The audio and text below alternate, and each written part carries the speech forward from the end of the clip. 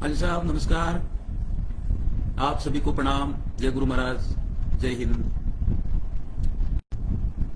वो छोटे छोटे विषय जानकारी में आते हैं तो एकदम ध्यान में आता है कि थोड़ा तथ्यात्मक चर्चाएं उससे कर लें और सभी की ध्यान में ये आ जाए कि क्या चीज है। आज बहुत प्रासंगिक विषय है। वागड़ में एक राजनीतिक दल है, सब लोग जानते हैं, चर्च प्रेरित है, बाकी सारी चीजें हैं। रेडिकल इस्लाम के जो तत्व हैं वो भी उनसे जुड़े हुए हैं और उनसे प्रेम करते हैं। हिंदू समाज को वो गालियां देते हैं। ऐसा एक तंत्र है, सिस्टम बना है।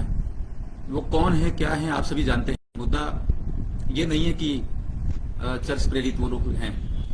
मुद्दा आज ये महत्वपूर्ण है कि उनके एक नेता ने एक पोस्ट किया है और जो चर्चा में है, किसी पत्रकार ने मुझे भेजा है, तो उसमें कुछ शब्दों का प्रयोग किया। मुझे लगा वो शब्द बहुत गंभीर है, उसकी चर्चा होनी चाहिए। आइए साहब चर्चा करते हैं मुख्य विषय पर, और वो कोशिश करूंगा मैं वो पोस्ट भी आपको दिखाऊं।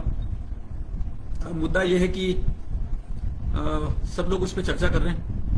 मेरे पास माननीय बाबूलाल जी खराड़ी साहब का फेसबुक पर लिखा हुआ 2 लाइन है और उस लाइन में से ही ये शब्द निकले।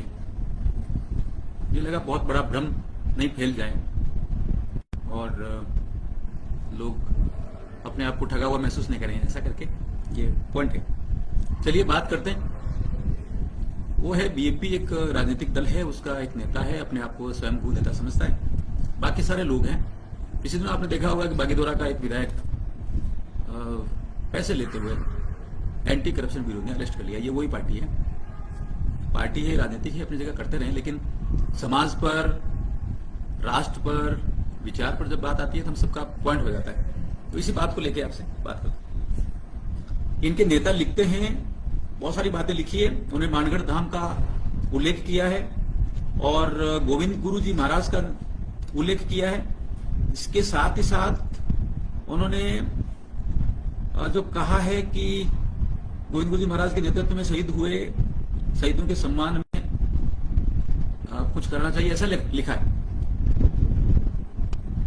इसके साथ महत्वपूर्ण यह है कि 2 फोटो शेयर किए। एक फोटो तो इनका 2015 से चल रहा है। इनका कोई एक परिवार टाइप एक कोई संस्था है और झारखंड से एक व्यक्ति विजय कुजूर आया था और विजय कुजूर सारा उत्पाद करके गया। वो इनको नक्शा पकड़ा के गया था कि ये ऐसा करना है। विजय कुजूर बाद में दिल्ली पुलिस ने अरेस्ट किया था, बाद में वो जेल चला गया। ऐसे ही एक इनकी नेत्री थी, वो भी आई और वो फिर गुजरात में अरेस्ट हो गई और फिर वो सारा उनका हुआ, उनके खिलाफ बहुत सारी एफआईआर, ये सारी बातें आप जानते हैं। मुद्दा ये है कि ये जो नक्शा है ये 2011 में बनाया, ऐसा लोग कहते हैं, लेकिन 2015 में ये बहुत ज्यादा प्रचलित होने लगा। ये नक्शा अलगाववादियों का, अर्बन नक्सलाइट का, ऐसे बहुत सारे लोगों से आया है। सही चर्चा 2015 में क्यों आया? क्योंकि नरेंद्र भाई मोदी जी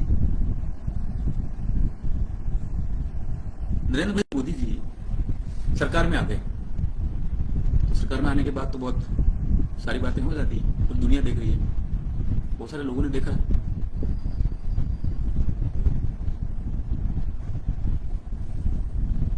तो बहुत सारी चीजें हुई। तो मोदी साहब का विरोध करते करते ये लोग संविधान का विरोध करने लगे। मोदी साहब का विरोध करते करते ये लोग भारत का विरोध करने लगे। मोदी साहब का विरोध करते करते हिंदू जनजाति समाज का विरोध करने लगे, हिंदू समाज का विरोध करने लगे और बहुत सारा एजेंडा चलाने लगे। उसमें जो शब्द जो काम में लिए हैं उस पर आते हैं। ये जो पोस्ट है उसमें कोई एक अलगाव पैदा करने वाला विषय तो है ही, लेकिन इसमें भील कंट्री शब्द काम में लिया है। एक नक्शा है, थोड़ा रिसर्च किया मैंने, पता चला कि अंग्रेजों ने 1864 में ये नक्शा बनाया था। वो इसलिए बनाया था कि 1857 की क्रांति हुई और पूरा भारत मिलकर लड़ा कि हाँ देश आजाद होना चाहिए, स्वतंत्र होना चाहिए। और फिर अंग्रेजों ने कैची काटना शुरू किया, उनका समाज को तोड़ो, देश को तोड़ो, डिवाइड एंड रूल, ये सब कुछ करना शुरू किया। इनके सारा जो शासन था वो आप जानते हैं कि ब्रिटिश क्राउन, जो ब्रिटिश का राजा है, राजा मुकुट है, उनके नियंत्रण में आ गया। उस टाइम ये नक्शा बना था, भील कंट्री। ये कंट्री कौन सा है? ये कंट्री कौन सा है? ये जिसने पोस्ट किया वो बताए। ये भारत के अंदर भारत एक देश है तो उसके अंदर एक देश बनाने की बात कौन सी है? ऐसे बात करने की क्या जरूरत पड़ गई? ये सारी चीजें तो जैसे कंट्री शब्द काम में लेते हैं, सब ध्यान आ गया कि बस ये तो पूरा अलगाव से भरे पड़े हैं और अंग्रेजों का नक्शा शेयर कर रहे हैं। अंग्रेज कुछ और नहीं बल्कि चर्च की सरकार थी।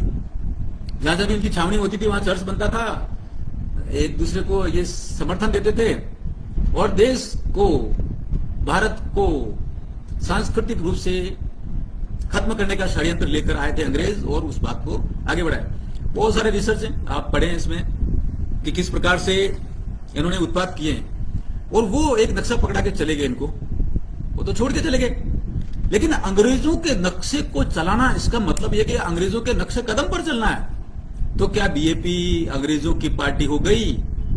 अंग्रेजों का जो एक ब्रांच थी, पॉलिटिकल ब्रांच, रिलीजियस ब्रांच, वो सारी जो चीजें थी, बोलते हैं कि सेना के जो भाग होते हैं उसमें एक भाग जो है वो चर्च भी माना जाता है ये औपनिवेशिक सत्ताओं का।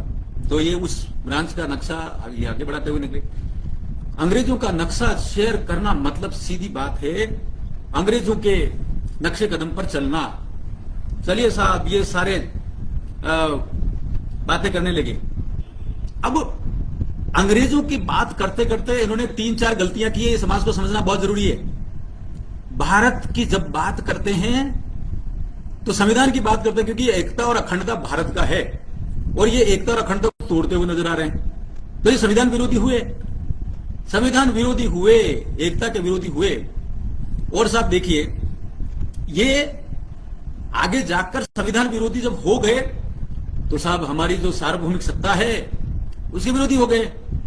मानगढ़ के नायकों ने जो आंदोलन किया वो भगवान शिव को केंद्र में रखकर किया। भगवान शिव, आराध्य देव जनजातियों के, भारत के नटराज, आदिदेव, बहुत सारे नाम है उनके। तो भगवान शिव की व्यवस्था के केंद्र में रखकर वहां गीत गाया गया, भूपेटिया नहीं मानो रे नहीं, मैं तुझे नहीं मानता, तेरी सत्ता को नहीं मानता, तेरे जो कारनामे है उसको नहीं मानता, तेरा जो मजहब है, रिलीजन है, चर्च है, उसको नहीं मानता। ये किसने गीत गाया? मानगढ़ के नायकों ने गीत गाया। मानगढ़ के नायक जब ये गीत गा रहे थे तो वो एक बात बोल रहे थे, दिल्ली में मारी कलम है, बुरेटिया ने मानू रे नी। बुरेटिया तुझे नहीं मानने वाला, दिल्ली में मेरी कलम है। अर्थात दिल्ली भारत की राजधानी है और मैं भारत की बात करता हूं, मैं भारत का रहने वाला हूं, भारत की बात करता हूं। हे प्रीत जहां की रीत सदा, मैं बात वही दोहराता हूं, भारत का रहने वाला हूं, भारत की बात दोहराता हूं। लेकिन ये जो नेता है, ये नेता अलगाव पैदा करते करते अंग्रेजों का मित्र निकला। अंग्रेजों का मित्र निकलते निकलते ये चर्च का मित्र निकला। वो चर्च का मित्र निकलते निकलते जिन आतंकवादियों ने, जिन अंग्रेजों ने भील नायकों की मानगढ़ धाम पर हत्या की थी, उसका मित्र निकला। ये राजनीतिक स्टंट करता करता ये नेता तो फर्जीवाड़े के अंदर फंसता हुआ नजर आया। स्वतंत्रता का जो आंदोलन हुआ उसके खिलाफ ये व्यक्ति खड़ा हो गया। ये कौन है? कमेंट बॉक्स में जरूर कहिए। गाली गलौज करने से काम नहीं चलने वाला है। बहुत सारी बातें आप कर सकते हैं, लेकिन आप ये समझिए कि हम जब बात कर रहे हैं तो उस एक राजनीतिक दल की बात कर रहे हैं जो संविधान के विरोध में है। क्यों? क्योंकि भारत माता का जो नक्शा है, भारत माता की जो भूमि भूखंड है, उसको वो अंग्रेजों के नक्शे से दिखाना चाहता है, उसको अलग करना चाहता है, एक अलग देश बात करना चाह रहा है। भील कंट्री की बात कर रहा है। ये कंट्री कौन सी है? थोड़ा अंग्रेजी में पढ़ो, थोड़ा संस्कृत में पढ़ो, हिंदी में पढ़ो, तेलुगु में पढ़ो, कन्नड़ में पढ़ो, मलयालम में पढ़ो, असमिया में पढ़ो, किसी में भी पढ़ो, लेकिन ये समझ में आता है कि कंट्री का मतलब है कि भारत में ही एक अलग देश बनाने की कोशिश आपके मानस पटल पर छप चुकी है। आप पकड़े गए हो महाराज। आप वैसे ही काम कर रहे हो जैसा अलगाव करते हैं, खालिस्तानी करते हैं। आपके ऊपर राजद्रोह, देशद्रोह के ठप्पे लग चुके हैं। चलिए आइए, ये सारी बातें तो हो गई, लेकिन ना थोड़ी मानगढ़ का उल्लेख किया तो मानगढ़ के इतिहास आपको बता देते हैं। मानगढ़ जो धाम आंदोलन हुआ 1913 में, वो आंदोलन अंग्रेजों के विरोध था। अंग्रेजों के विरुद्ध जब था तो अंग्रेजों का नक्शा क्यों शेयर कर रहे हैं महाराज? दूसरी बात, भगवान शिव के अनुयायियों का आंदोलन था। वो धाम है, और धाम का मतलब होता है धूणी, जहां पर रमी जाती है, जहां भजन मंडली होती है, जहां यज्ञ हवन होता है, उसे भगवान शिव का स्थान कहते हैं। जब भगवान शिव के स्थान पर भील नायक, भील भगत, भील अनुयायी अंग्रेजों के विरुद्ध जब संघर्ष करते हैं तो अंग्रेज वहां आ जाते हैं और दनादन गोलियां चलाकर जनजाति नायकों की हत्या करते हैं, नायक नायिकाओं की। धूणी तपे तीर, कभी फुर्सत मिले तो हरिराम मीणा जी का नोवेल पढ़ के देखिए, वहां तीर तप रहे थे उस धूणी में। उस धूणी को अपवित्र किया। आज भी वहां पर साक्ष्य हैं, वहां जाके देखिए मोर्चा घाटी क्या होता है। और वो धूणी आज भी है, पावन धूणी। हम हिंदुओं की धूणी है, और वो जो धूणी है उसको अपवित्र करने का जो कुकृत्य किया वो चर्च के लोगों ने किया, अंग्रेजों ने किया, अंग्रेजों की सेना ने किया। और ये जो व्यक्ति है डूंगरपुर बांसवाड़ा से जो सांसद चुन के आया गलती से, वो व्यक्ति अंग्रेजों के साथ खड़ा है। कितना कुकृत्य करेगा भैया? थोड़ा अंग्रेज समझ ले, अंग्रेज मान ले, फिर वो अंग्रेजी बोलने लग जा, फिर चले जाओ। क्या नाटक कर रखा है ये? अच्छा, मालगढ़ धाम की जब बात करते हैं तो अपवित्र कर दी धूणी और हत्या कर दी महान, बहुत बड़ा बलिदान हो गया वहां, शहादत हो गई। इस बात के लिए, देश की स्वाधीनता के लिए। और उसके उपरांत गोविंद गिरी जी महाराज को और उनके परम शिष्य पूजा जी को पकड़कर अंग्रेज ले गए, और अंग्रेज ले जाकर उनको आजीवन कारावास दी और काले पानी की सजा दी पूजा धीरा को। और फिर आप जानते हैं, देश की बात के लिए गोविंद गिरी जी महाराज ने जो कहा वो अंग्रेजों को भगाने के लिए कहा। वो कहा, उनके मित्र जो सामंत थे उनके विरुद्ध में कहा, वो बेगारी और ये सारी कुप्रथा थी उसके खिलाफ कहा और अंग्रेजों को ललकारा है। ऐसे ललकारने वाला व्यक्ति कौन होता है? स्वाभिमानी होता है, राष्ट्रभक्त होता है। तो भील भगत वहां सारे के सारे राष्ट्रभक्त हैं, लेकिन उन राष्ट्रभक्ति के विरोध में यदि कोई अंग्रेजों के नक्शे को शेयर करता है तो क्या वो अंग्रेजों का चेला हुआ या नहीं हुआ? ये बात आप सभी निर्णय कर लीजिए। हां, आप कुछ भी बोल के, कुछ इनके चेले, इनकी टोटल संख्या 20 से 25 है, ये सारे युवाओं को भड़का रहे हैं, बाकी सारी चीजें कर रहे हैं, वो बात अलग है। वो केवल भारत के संविधान के विरोध में कर रहे हैं, इसकी ज्यादा कुछ भी नहीं है। अच्छा, एक बात महत्वपूर्ण है कि आपका मानगढ़ धाम के विरोध में होकर, भील भक्तों के विरोध में होकर, स्वाधीनता आंदोलन के विरोध में होकर तो आप चल पड़े। गोविंद गिरी महाराज की बात को आपने माना नहीं, और अंग्रेजों की बात मानकर आप एक शब्द लेके बैठे हो, और वो शब्द है अंग्रेजों द्वारा गढ़ा गया। और गोविंद गिरी जी महाराज के विरोध में राष्ट्रद्रोह, राजद्रोह का मुकदमा दायर करने के लिए जो शब्द गढ़े थे, उन शब्दों को लेकर आपकी राजनीति नहीं चल सकती। अगर चलाओगे तो अंग्रेजों के चेले कहलाओगे, अंग्रेजों के चेले आप हो। इस बात को जरूर ध्यान में रखिएगा। इसलिए अंग्रेजों का नक्शा, भील कंट्री, भील देश बताकर भारत की संप्रभुता, एकता और अखंडता के विरोध में मत जाइए। राजनीतिक स्टंट अपनी जगह पर है, लेकिन ये मूर्खतापूर्ण आपका कुकृत्य समाज, राष्ट्र, चिंतन, संस्कृति कभी भी स्वीकार नहीं करेगी। चलिए कुछ बात और कर देते हैं, ये इनके करने के पीछे क्या कारण हो सकते हैं। मुझे ऐसा ध्यान में आया है कि नरेंद्र भाई मोदी जी ने महान जनादेश प्राप्त करते हुए भारत के लोकतंत्र के अनुसार, संविधान की व्यवस्था के अनुसार जब तीसरी बार केंद्र में सरकार बना दी और माननीय प्रधानमंत्री जी के रूप में वो काम कर रहे हैं, तो उन्होंने 4-5 बड़े काम किए जनजाति समाज के लिए। जनजाति समाज के लिए उन्होंने प्रधानमंत्री जनमन योजना चलाई है, जो 24,000 करोड़ की है। 24,000, थोड़ा बिंदी लगा के देखिएगा। और इस योजना से भारत की जितने पीवीटीज हैं उनके लिए सारा सैचुरेशन का काम होगा, एकदम जितनी समस्याएं सबका निराकरण होगा।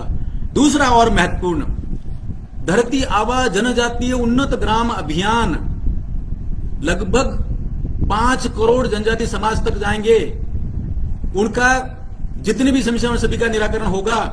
विकसित भारत के अनुरूप रचनाएं होंगी। सारा काम हो रहा है। अभी मैं सलोंबर से आया हूं, धरती आबा के तहत वहां 10 छात्रावास खोलने की स्वीकृति भारत सरकार से प्राप्त हो गई है। आप कल्पना कीजिए ऐसे पूरे देश भर में कितना काम हो रहा होगा। और धरती आबा जनजातीय उन्नत ग्राम अभियान की जो साइज है रुपये, वो 79,000 करोड़ रुपया है। जनजातियों के गौरव की यदि बात करें तो भगवान बिरसा मुंडा, जिन्होंने ये कहा था कि पर धर्म से बढ़िया है स्वधर्म, वे हमारे स्व के प्रतीक हैं। महत्वपूर्ण बात और है, वे स्व के प्रतीक तो हैं ही, लेकिन अंग्रेजों को ललकारने वाले, अंग्रेजों के खिलाफ लड़ने वाले हमारे आदर्श हैं।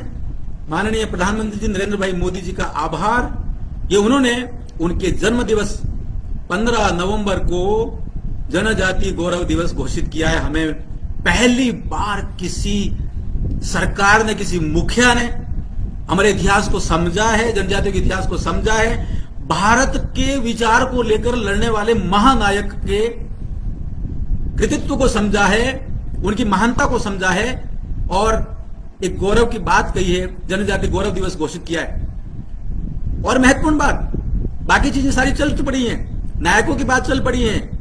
जनजाति गौरव नाम की पुस्तक लिखी जा चुकी है, भारत सरकार के IGNCA द्वारा लॉन्च हो चुकी हैं। और इस दौर में बहुत सारे विकास के काम जब हो रहे हैं, सभी समस्याओं का निराकरण हो रहा है, तो अब जनमत किसकी तरफ? माननीय नरेंद्र मोदी जी की तरफ, भाजपा की तरफ, NDA की तरफ। तो उसके विरोधी क्या करेंगे? तो विरोधी पकड़ेंगे अंग्रेजों का एजेंडा, जैसा कि BJP ने पकड़ा है।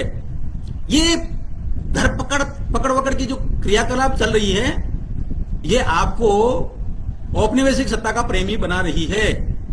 आप चर्च के एजेंट बनते चले जा रहे हो। एजेंट समझते हो ना? क्यों कह रहा हूं ऐसा? क्योंकि आप the Catholic church of Ranchi का एजेंडा लेके घूम रहे हो, अलग धर्म कोड का। ये पादरी वेरियर एल्विन का है, थोड़ा पढ़ लीजिए, समझ लीजिए। और आप रेडिकल इस्लाम का एजेंडा लेके चल रहे हो। आपके कार्यकर्ताओं की बड़ी संख्या जो रेडिकल इस्लाम से है। और आप जब छंगुर बाबा धर्मांतरण का काम करते हैं तो उसके पक्ष में नजर आते हो। आपके बहुत सारी ऐसे एविडेंसेस हैं और लगता है कि आप धर्मांतरण का एजेंडा चला रहे हो। एक बात और महत्वपूर्ण, जनजाति समाज स्वतंत्रता के बाद पहली बार 22 राज्यों में एक आंदोलन कर रहा है। उस आंदोलन का नाम है डिलिस्टिंग आंदोलन।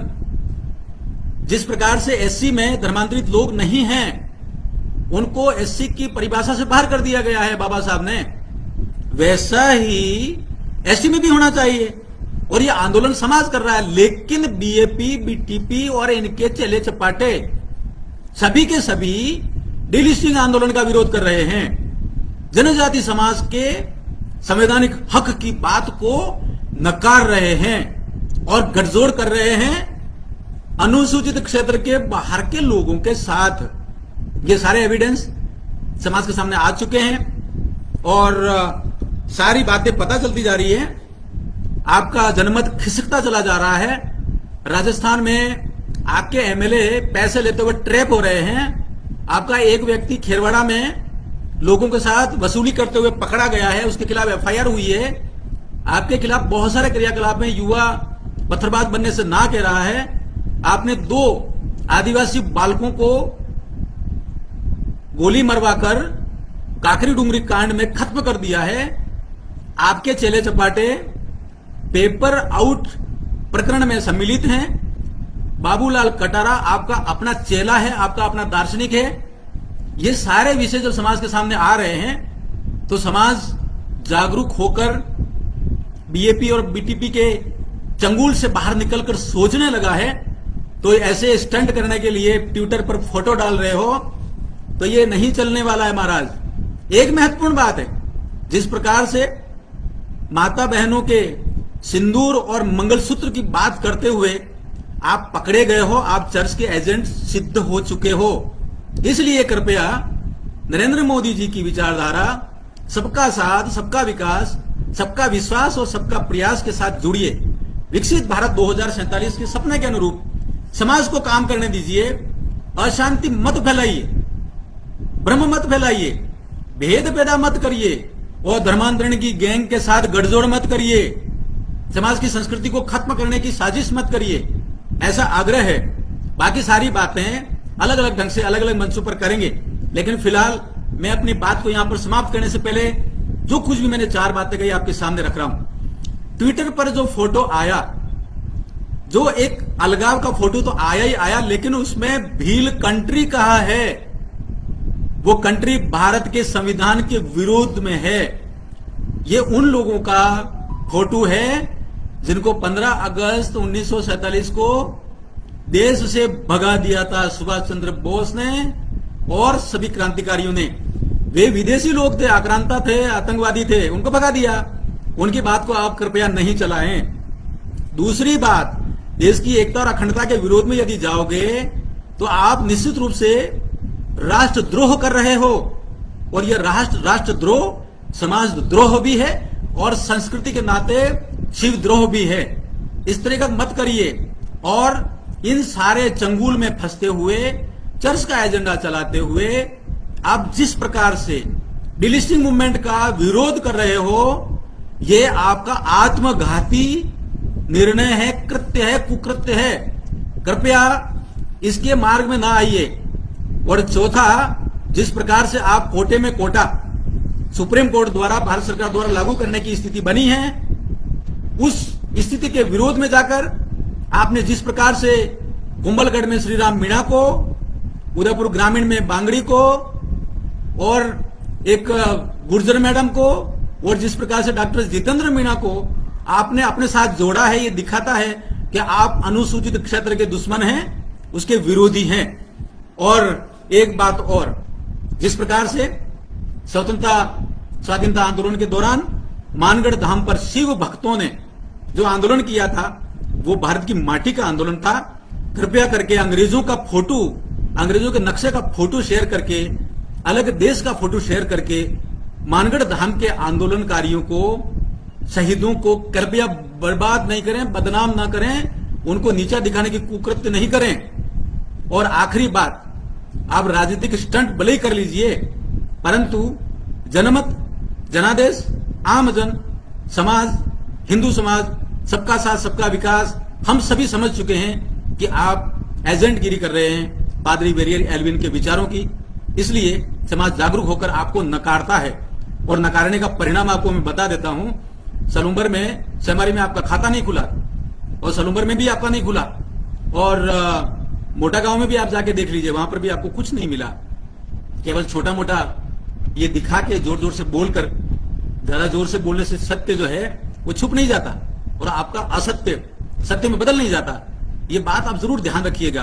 बाकी आप सभी समाजजन उपस्थित हुए, बात सुनी, आप सभी का आभार करते हुए मैं पुनः आग्रह करूंगा कि जो नक्शा शेयर किया गया है वो आतंकवादियों का नक्शा है, वो अंग्रेजों का नक्शा है, औपनिवेशिक सत्ता का नक्शा है, और भारत के संविधान के विरुद्ध देश को तोड़ने वाला नक्शा है।